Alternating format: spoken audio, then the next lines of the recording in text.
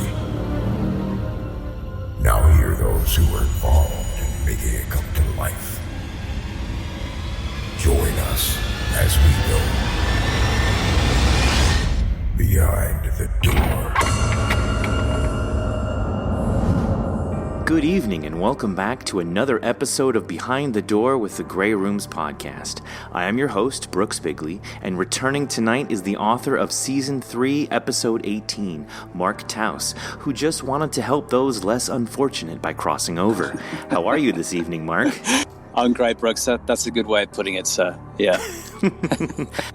Yeah, your character is only trying to do what he saw fit, right? I guess so. It's just what the voices told him to. But I tell you what, if we listen to the voices in our head sometimes, the world would be an odd place, I imagine. Well, yeah, I mean, if every single person followed every single, hedonistic voice in their head, yeah, we probably have a problem here. There'd never be anything left in doubt, though, would they? There'd never be anything left in doubt. You'd know exactly where he stood at all times. But that's quite a... Could you imagine that? Just a world of pure truth? Just, whew, wow, yeah, we need some lies, don't we? That's right, exactly. I think Ricky Gervais did a film about that, actually, which I like the concept of that, where you can only speak the truth. Yeah, I don't think that ended well. No, I would see that going very badly. Mm-hmm. So Mark, how are you doing? Where are you at right now? You told me some cool stuff. Where are you sitting right now? Yeah, so I'm in between clients at the moment. So I found I took the advantage of just that extra bit of time and just found a really lovely spot. So I live on the Bellarine Peninsula and it's surrounded by water. So at the moment I'm in a little place called Port Arlington. I've got a coffee to my left, and to my right is just a beautiful, beautiful view of the water. It's calm, it's blue. I'm in a really good spot actually. So it's a good place to sit and chat for sure. Just soaking it all in, huh? Yeah, it's so quiet around here as well. It's just, I mean, you only get like the odd car. So if you hear something going by, it's just like, very, very infrequent cars. But yeah, it's a beautiful spot. I often come here just to, kick up the laptop and just write some notes. And yeah, it's a good place to think. Yeah. You're going to probably think of like 3 more stories to write, just sitting there for the next 20 minutes at least. I mean, I really hope how so. you work. I hope so. I keep seeing a little ripple in the water, and I'm drawn to it, but I don't know if it's just I don't know what that is, but yeah, I'm sure I can make something of that. Yeah, something is creating that ripple. Clearly, you need to write about it. Exactly, some dark shadow under the water for sure. Yeah. So we're here to talk about this story, A Good Man, and I just have to tell you up front that you really fucked me up with the story. Good. I feel like we're right back where we were with A Bad Harvest, where, like, do you root for this guy? Are you mad at this guy? Like, I don't know how to feel because... Yeah, it's an odd one. Yeah, he was under, I don't want to say, it's not a duress, but it's like... what he did for his mother went a certain way that maybe we can all begrudgingly feel for, per se. Like there's some kind of justification there somewhere, objectively. But absolutely. Then to continue doing it, the guy's obviously quite unstable. But is he though? That's like what's going on here? Like, yeah, it's look, I think it's he started off with good intentions, but I think it did turn into a bit of a power game for him. It's he has control, and obviously towards the end she wasn't being particularly nice, and I think he just let emotions get the better of him. Are the voices real? Was that justification for the route that he took? Or were the voices genuine? And that's what I wanted to explore throughout the story. So there's some slight ambiguities in there, but hopefully it sort of pays off as a battle between the light and dark within one's mind, I think, and just how life can twist that. And it's all about getting that person from A to B, which I've said before, and just putting them through, this sort of torture and seeing how they come out of it at the end of the ride. I like to do that in all my stories, really. Yeah, but this one was so unique because the mystery behind what was happening, again, just feeling like he's a victim here and something something Yeah. otherworldly is happening to him. But really, it was almost like his own subconscious was like, no, you fucked up. You're doing wrong here. And he's like, Yeah. but here's why what I'm doing is okay. And I really just felt pulled back and forth between like, okay, he's like justified. He's helping these people that have nothing at all, and he's helping them complete something, you know. But then you're like, no, wait, that's wrong. He's not. He's fucking murdering people here. I know. It's a pretty morbid story, actually. Like the whole inspiration of that is because I've got a friend who's a captain in the Salvation Army, and we get on well because our moral codes are, you know, pretty much aligned. I'm not religious, but our moral codes are pretty much spot on. And as occasionally every Friday, I used to go out on this little minivan. And that was the whole, you know, theme of the story, going out and helping the homeless and offering and giving out these care packages. But, you know, the little sort of devil's advocate you know, that little voice in the back of my head, my own head, was saying, well, you know, just let's strip it down and just, you know, what are people actually getting from doing this? And it's an odd thing. So I'm really sort of trying to. That sounds horrible, but I'm just trying to take a different angle of this approach. Now, are people, you know, on that bus, going out delivering those care packages purely for the benefit of giving back to the homeless people, or are they doing it for their own, you know what I mean, just to stroke their own ego and just to say that they're doing something? So that the story is really, I suppose, an exploitation of that, of, you know, what are our true, you know, what are our true intentions? Is it purely 100% to serve and to help these people, or are we doing it just to, you know what I mean, just to balance the light and dark within ourselves? And that was really the theme of the story, and that's really why I wanted to write that story and explore it, but take it that little bit further and sort of scrape at the brain a little bit further and introduce the voices. And yeah, so I did love the story. I wasn't too sure which way it was going to go, you know, towards the end. I never do, as you know, Brooks. But I thought it was a good study of light versus dark, for sure. Yeah, I like how you kind of explained that, like, it's like about the, you know, what are the ultimate intentions here, and like, Yeah, you know, I feel like social media really kind of reveals that. You know, a lot of people might go to social media to post a picture of them doing something, almost more just to kind of, you know, maybe they can bank some points out of that, versus actually like, you know, I did something to affect change and I wanted to share that with people. That's so true. And it's like, you know, you got to think, how many, you know, purely selfless acts do you carry out? I mean, you know, it's, you know, even the sort of, when the intentions are good, you get that warm feeling inside. And just as the protagonist did, he was getting this warm feeling inside, but he was taking it to the nth degree.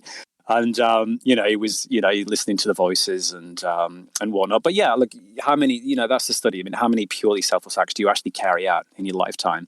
Or how much is it purely for that Facebook social media side of things? And the same with everything. The same applies to the happiness. You know, how many people are, you know, sort of truly happy, you know, or are they just living that Facebook lifestyle? So, you know, it's that sort of, you know, it's that mask thing, what people see on the surface, but what's actually underlying, you know, and anyone that sort of promotes himself as being 100% light, you know, I'm very suspicious of that. I think, you know, there's darkness within all of us, but it's a balance. It's a fine balance that you have to ride.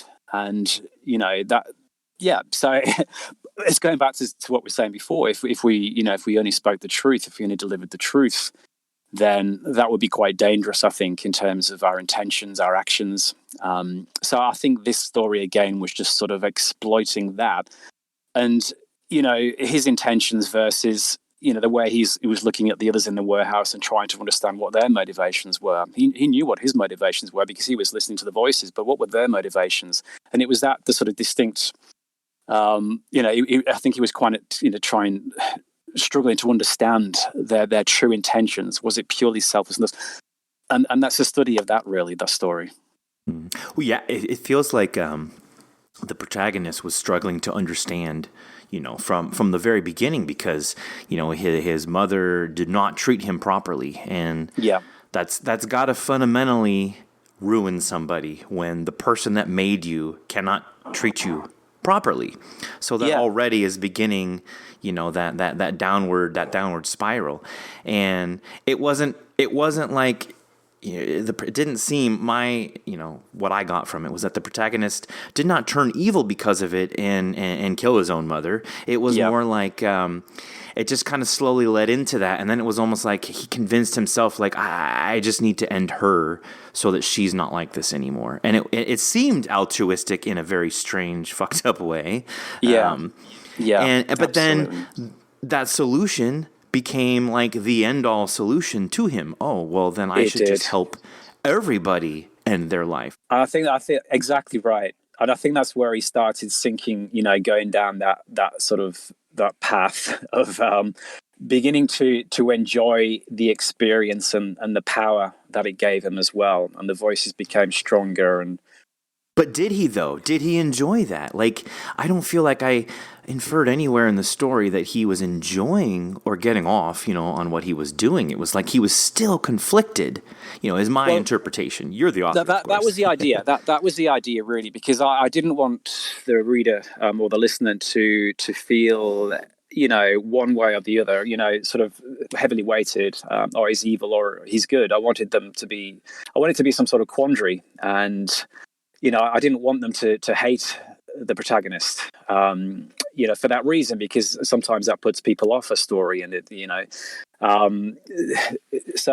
wanted to leave that a little bit undecided, and I wanted to leave as a bit of a battle inside his mind, that light versus dark. Is this selfless, or is he actually, going down this wrong path? And I wanted to leave that right to the end, in terms of the conclusion, which in itself is quite ambiguous, because I didn't want to. I don't like leaving stories at a loose end generally, but it seems to be a bit of a trend.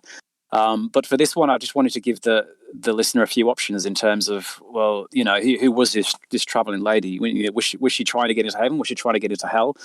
So yeah, it is slightly ambiguous, that ending, but I think the whole story is left to the listener's devices in terms of which side they're on, in terms of how balanced they are towards light, towards dark. So I thought I'd leave that to the listener to decide at the end. Right, and that's beautiful. Like my own interpretation, and this is mine, so people don't take it as Bible here. But my interpretation was, to me, I was very satisfied with the ending, because I did feel that whether he felt he was right or wrong, he still felt like, oh, now I need to end myself. I have now fallen, into not the same trap, but I've just become a victim of whatever it is that I saw other people being victims to. Yeah. He wanted to end their lives for them. He didn't want to per se, there was a voice encouraging him, but maybe that's part of your ambiguity, because was there really a voice telling him what to do? He felt there was. Who was this woman, that was directing him? What was her purpose? Very ambiguous. It could have just been his subconscious, portraying this the whole time. Yeah, absolutely. So that's one of the trails I wanted to leave, that it could potentially be, and again, who is she actually working for? Is she working for for God or for the devil? So, and again, I wanted to leave that sort of ambiguity there for the reader as well, especially that sort of last line also. Do you feel that the protagonist chose to drink the poison at the end, or do you feel that maybe he was kind of coerced himself into it the way that he was coercing other people? Well, he didn't coerce anyone into drinking poison. He just gave it to them without them knowing. But I feel like maybe this was his reckoning. He was subconsciously just going, nope, this is it. I've fucked up, and now I need to take my own life. Yeah, absolutely. So that's one path to take. But as I said, this story could take multiple paths. And again, that, I'm not a great fan of doing that normally, but I think for this one, it seemed to work, just because of that combat between the two, the light and dark. And the mysterious gypsy traveler in this limbo between heaven and hell. Again, it's which direction was she actually going in? Was she a recruit of the devil, or was she actually genuinely trying to get upstairs? It's and where was she taking these people? It's very ambiguous. It's home. So there's another path of the story is that she's she wants a protagonist for herself, and to she's be sent out to recruit him to work for, so there's loads of different options. And like I say, I'm not generally a fan of that, but I think just in this circumstance it seemed to work, and then the reader can make their own minds up in terms of where that goes, or the listener, sorry. Oh, I think it worked beautifully because you left open paths, but they weren't like open paths with question marks. They were open paths with like, well, that could be the conclusion, or this could be the conclusion. Yeah, it's like you came to your conclusion, and that generally that makes me happy, because that means that the listener's been traveling along, listening to their own intentions throughout the story, and then they've made their own mind up where it ends. So that's satisfying for me. So. Like I said, generally it's not a trend for me, but for this time, it just seemed to work. Oh, it worked beautifully. Good. I almost feel like every time, like I could turn around, like I could look at you, and then I could look behind me at something else and turn around, and you've already written a new story. So how do you keep this going? How do you have so much spunk in your brain that you can just put down to paper this way? Like, how did you come to this story, to create this story for us? Like, where does this talent come from in you? Honestly, Brooks, thanks for calling it a talent. I mean, I think people have called it other things.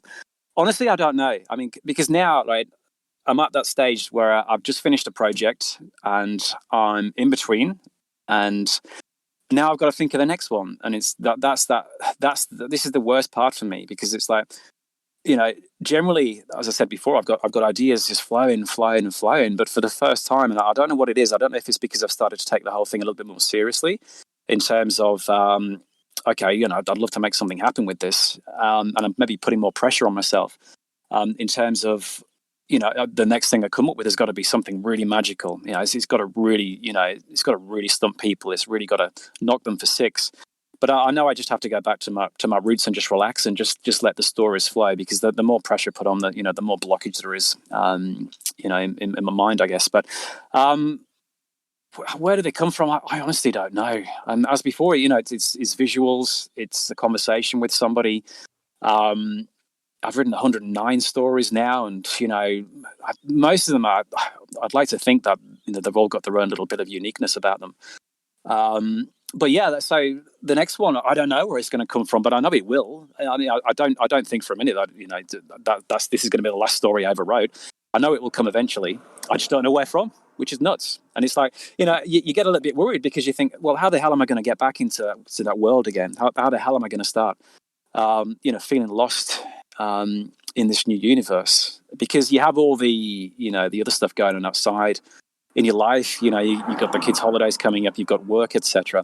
And sometimes it just feels like it could be, in another galaxy, but I know it will come, and I think I've just got to relax and breathe and just wait for that next idea to pop in my head. And that might come today. It could come tomorrow. It could come next week. Right, while you're staring at those ripples in the water in front of you, basically. Exactly right. Right. But I've done a couple of water-themed stories, and it's like, can I do another one? Can I justify another one, or do I have to think of something completely out there? And that's where it goes. The more stories you do, the sort of more unique you feel you have to become. But most things have been done before, but it's just adding your own angle to the story that counts. It's not really the idea. It's just adding your own personality, your own sort of comedic elements, your own sort of ominous dread to the story as well. So I think I've just got to stop putting a little bit of pressure on myself and just let them flow again, like they did when I first started. Yeah, it's like you've become cognizant of the whole process itself. Instead of definitely. just going with the flow of it, you're like, oh wait, but now this and don't go there, man. Don't go to that light. Stay away. Yes.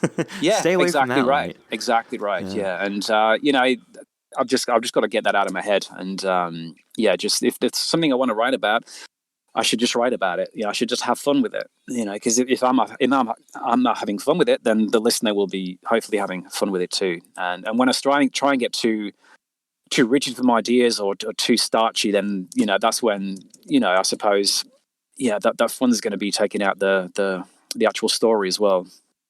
Have you felt that way before? Like you're writing a story. Let's just say there's a story that everybody did like, but as you were writing it, did you feel, man, I really hate this story. I really am not. This is just not me. I'm just not digging this. But you could kind of see, bigger picture that it would have, mass appeal, but you just personally were not feeling it and didn't like it. Has that happened to you yet? No, it hasn't, thankfully. It hasn't. There's only been a couple of stories when I've been writing when I thought, no, this isn't going to work. and I've just backed away from it. But I don't think I've ever written a story when I thought, no, that's lackluster. I wasn't invested in that story. I just wrote it for the sake of just getting it out there and sort of getting it to the mainstream. I've never done that before. Because a lot of my stories, good doesn't win out. A lot of my stories, evil wins, and I like to maintain that spin. Not all the time, because you've got to keep some element of surprise going in there. But I will never write for the mainstream. No, I would just, the fun would be taken out of it immediately if I had to follow a certain path. I just couldn't see myself doing that, Brooks. Yeah, you're just way too creative. You need to flex. You need to be able to move your arms in any direction. Yeah, you can't just be tied down into like a singular movement over and over and over again. I can tell that about you. And that's why your writing is so brilliant, because I do feel you've tapped into a greater, I don't know, stream of consciousness in order to write things, versus feeling like you're trying to just see what sticks or... Well, I hope so. I mean, that's why I tend to stay away from just writing specifically for anthology calls. I'll tend to write a story, and if it fits, I'll submit it. But generally, unless it's something that really floats my boat, I will just tend to stay away from that, because that's when all that rigidity, and comes into play. And the way I write, I just like to start with an idea and just go off on my own little happy journey, and stop for a picnic halfway in the middle of no man's land, and I just love to go with it. I don't, and not know where the story's going. That for me is fun. If I had to write a story, that has a specific set of guidelines, like a list of 10 rules, no, I'd really struggle with that. I just wouldn't want to go in that direction. That's beautiful. I love that is your style, because that really shines through, I think. I hope so, yeah. There are people that can work for them. Like, we don't want to discount that. There might be people like, I just can't just sit there and just spin the wheel and see what happens. Like, I need to have forethought, and I need to know what the end is like before I even write the beginning. But that's them. And that's not you. And you don't need to adhere to that, because you know your style. You are comfortable with how you write, and it translates beautifully and over again. You've written 109 stories. I mean, come on. You would have stopped after 20 if it wasn't working, right? Or if people weren't responding. Well, look, I mean, that's the thing. I mean, my stories probably aren't to everyone's taste, but at the end of the day, I'm having fun with this. I am. And if I was to try and change, then, it would become more of a job, I guess. Sometimes it does feel like a job, writing. Sure. But most of the time, it just feels like I'm like a kid again, to be honest. And I like to maintain that feeling of wonder and awe. Once that sort of started to go, I would just have to seriously consider continue with the writing. I just like to have fun. I like to smile and laugh as I write. Like I must look like a fool, but I just enjoy it so much. I just enjoy the whole process, and even if like only a handful of people read or listened to it, I still do it just for my own cathartic and for my own mental health. It's a release for me, and it's better than drinking. There sure. you go. And your intention here, just what you're saying, like, that's beautiful. Like, that's, to me, that is why creatives shared, because sure, at the end of the day, it's nice to get accolades for what you do, but as you're saying, you do it it's you come first. You're getting this out of your head, because this is your happiness to get it out, to share it. You're not saying, well, I wrote this so that people would be like, yay, Mark, you're great, and now I feel better about it. You're like, hey, I'm writing this for me. I hope you like it, but I'm getting this out because this is my process. No, absolutely right. A lot of my early stories were literally just therapy, just getting all the bile out, of my head, and just making it into something. Once I started doing that, I was absolutely hooked, and it's just improved my quality of life no end, to be honest with you. Yeah, look, I love seeing, getting feedback. Oh, that's a great story. I love like checking on the Amazon reviews and whatnot, but that's not what keeps me going. And if that was the only thing that drove people, then that would be I don't know. I think it would turn something fun into something quite laborious. I'm just a kid in a 47-year-old man's body. I want to have fun, and yeah, there's just no limits to what you can do. Specifically within horror, it's fun. It should be fun as well, and I'll be doing it, right into my last breath for sure. Pending. Yeah, hopefully that's obviously well in the future, but I'll definitely be. It's the beauty of this is it's something I can do until I'm old. As long as I can tap a keyboard or speak into a voice recorder or whatnot, I can continue doing this for as long as possible. So. Well, can you talk to us about since we last talked with you? You've released. Now, is this a novel or a novella? This is a novella.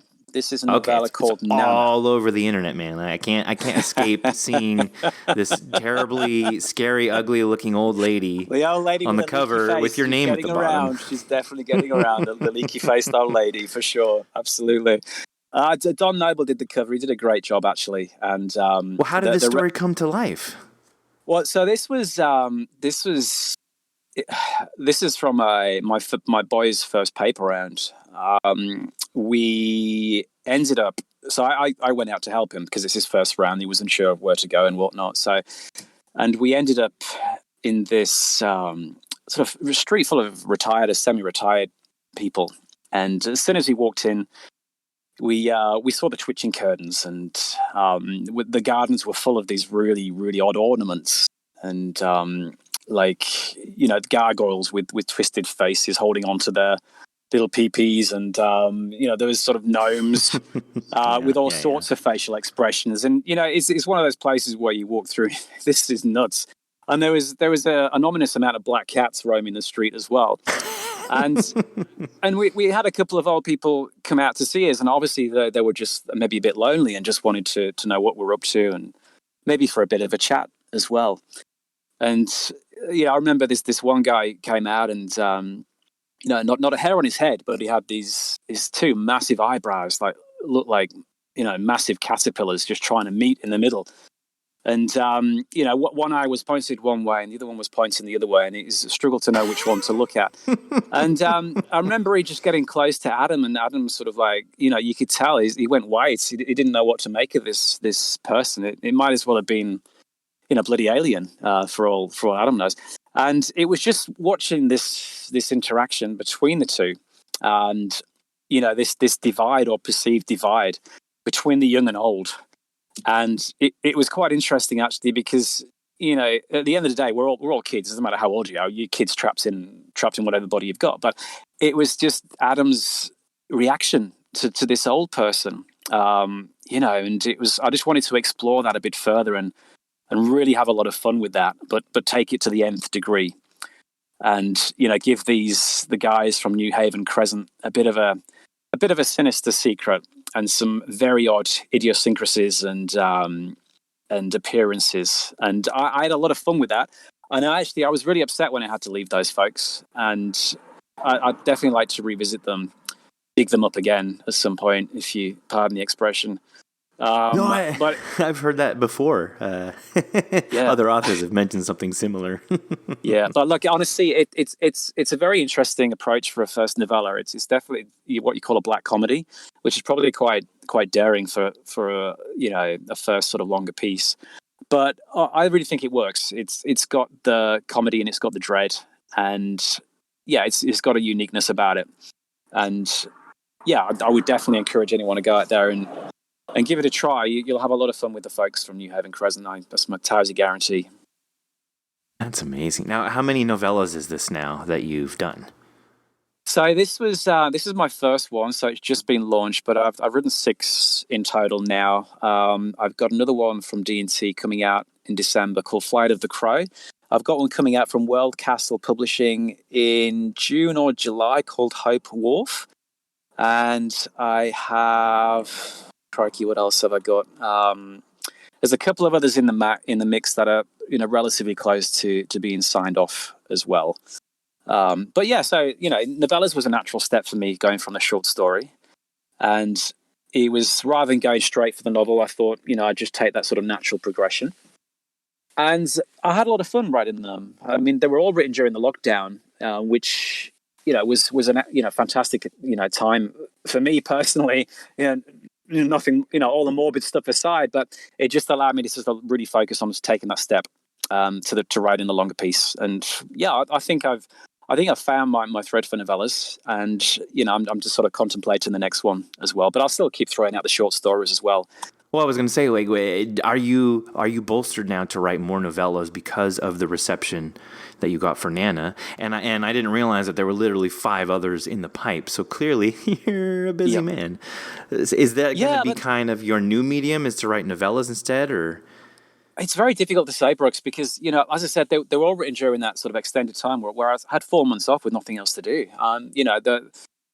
I had nothing to do but write, which was, again, all the morbid, stuff of COVID aside, and all the sort of losses and everything else, I really feel. But for me, it was an extended chunk of time where I could just sit down and be in those worlds, and it was, and I was lost. I was, I think I lost touch of reality because I spent so much time writing throughout that period. The problem is, or the issue is that I'll never know when I'm going to get that time back again. And that's why I always revert to short stories, because, I have the weekends and I have, a couple of hours on the evening, and that's ample chance to hit out a 4,000, 6,000 word story and focus on it and be invested in it. With longer pieces, it's very difficult to keep focused because you're writing it over a period of weeks or months. And, so I don't know. I haven't decided what I'm going to do yet. But for now, I'm going back to short stories just because of that time issue. But yeah, I feel very comfortable with novellas as well. So I'm just going to have to, sort of, because I'm quite impatient also, Brooks. I don't know if you've Yes, we've discovered that before. Yeah, I'm quite impatient. So to sort of contemplate writing a story, but for it not being finished for a month, sort of doesn't sit well with me. Whereas a short story, I can basically, write the draft, I can edit, polish it, and have it done within a week or two, and feel quite satisfied with that. The novella is a different kettle of fish, and the novel, is like a dark cloud over my head. It's that voice as well, just telling me, right, you need to write a novel now. And I keep telling it to go away. Yeah, I keep telling it to go away. And it's inevitable that I will do that. But I think I know when the time is right to do that. A novel is, as we know, as we've discussed before, is a different beast. But if the reception to these novellas is good, then, who knows? And Nana, seems to be getting good feedback so far. So I'm pretty happy with the way that was going. I have such faith in you, though. Like, I'm still always amazed every time I talk with you. I always feel like you're a single man and you're awake 24/7 and you're just writing. And then when we find out, no, you live a life and you have a job and you have a family, and you're doing all this around all that, you're the only man on this planet that has 36 hours in his day. And it's amazing. Oh, I wish it was like that, Brooks. I wish it was as simple as that. But if I were forced to live on an island by myself, I'd want to make sure it was with you, because you could just tell me stories all day and I would be very satisfied. It would be a very good existence. We never had a shortage of things to talk about. Honestly, if I lived by myself all day, I would be, I don't know what I'd be. I would literally be a hermit. I would have a gross beard. My toenails would be sort of like curving around themselves. Honestly, it's not worth thinking about. That's a story within itself, to be honest. So look, there are times when I just, I feel like I'm going insane because I need to sit down and write, but I just can't because I've got school visits to go to, and I've got to go out. I've got to arrange a date night or something. I've got to keep everything else ticking along. I've got to remember that. I've got to remember that. I remember something someone told me when I first started writing, and it was someone not relatively famous, not an A-lister, but it was someone relatively famous, and they said, "Just don't do it. Just don't do it." I'm on my 6th divorce. Don't even go down that road. And I sort of laughed it off at first, but I can see how, because it's so addictive, and because those worlds are much more attractive, and than reality. I can see how people would really want to spend most of their time in those worlds rather than shopping at the supermarket or superficial conversations with people they don't really like, or would rather stick a fork in their eye. Sign me up for that world. I'd rather read all day. Come on now. Yeah, that's it. Exactly. I think given the chance, if we were honest, I think a lot of people would sort of prefer that escapism to reality. But it's why books are so popular and why they always will be. It's like listening to music. If you're listening to, it depends what mood you're in, what kind of books you're reading, etc. But for me as a kid, it was definitely all about just therapy and escapism. And I think that thread has continued now, because some people, I don't want to get too morbid, but some people have, depression is a bit of an ongoing battle for them. So for me, the writing is a great remedy, and reading, will provide, I expect, the same outlet. And so I see that now. Yeah, when I was younger, like I read a lot of comic books. That was my escapism, because it was the feeling of like wanting to be greater than I felt that I was. And hey, these superheroes are doing these great things.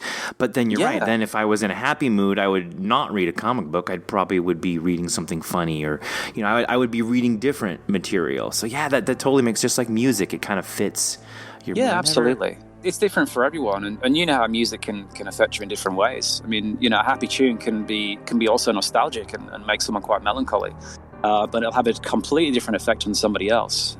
So it's just all that to consider as well. But I just like demolished King as a kid. I just demolished it, and as a lot of people say, authors like that sort of help them through a certain patch in their lives. And so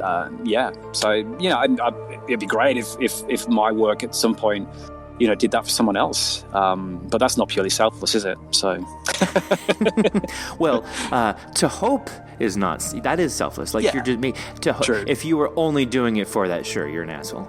Sure. But absolutely right. To hope that it could touch somebody. Exactly. But this story is, again, it's just all about sort of just trying to understand what is a completely selfless act. Is there such a thing as a completely selfless act? It's got many different paths, and I think it will, as you said, conjure different endings for different people. As we wrap up here, are there any new things that we can share with fans that you're working on, or anything you can tease us with that's coming in the pipeline, other than your other 5 novellas and maybe the next 50, short stories you're going to write this week? Are you working on anything new there? Nothing exciting, to be fair. No, like I said, I'm just conjuring the next idea, be that a short story or be that a novella. I'm not too sure yet. There is I think I mentioned last, but I've recently written a novella that I think is my best piece yet, and it's called Gone to the Dogs. I think I mentioned that last time, but I'm hoping there'll be some news on that soon, hopefully. And but I'm really excited about that one, because that's pretty special. I think I had that really special feeling throughout the whole course of writing that story, and I can't wait to see what people think of that one. If there's something that's going to put me on the map, it's going to be that one for sure. Okay, there you go. I was waiting for that. Yes. Yeah. Please, you can be full of self right now. I like that. You said it, so I'm counting on that. I'm looking forward to that. Yeah, you mentioned this story in one of our last interviews, so.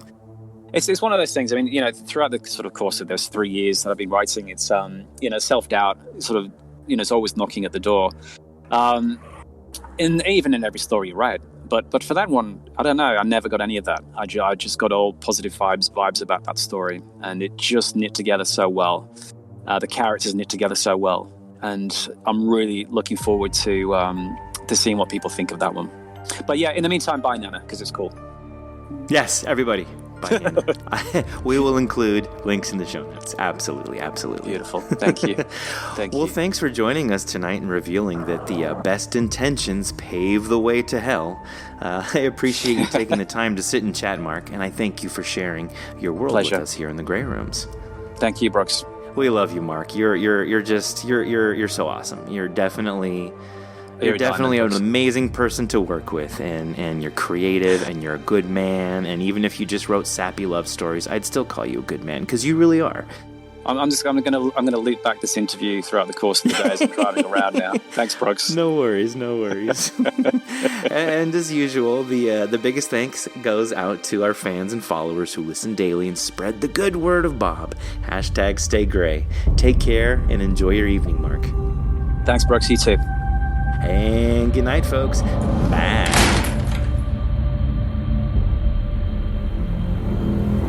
Join us each week after every episode for another edition of Behind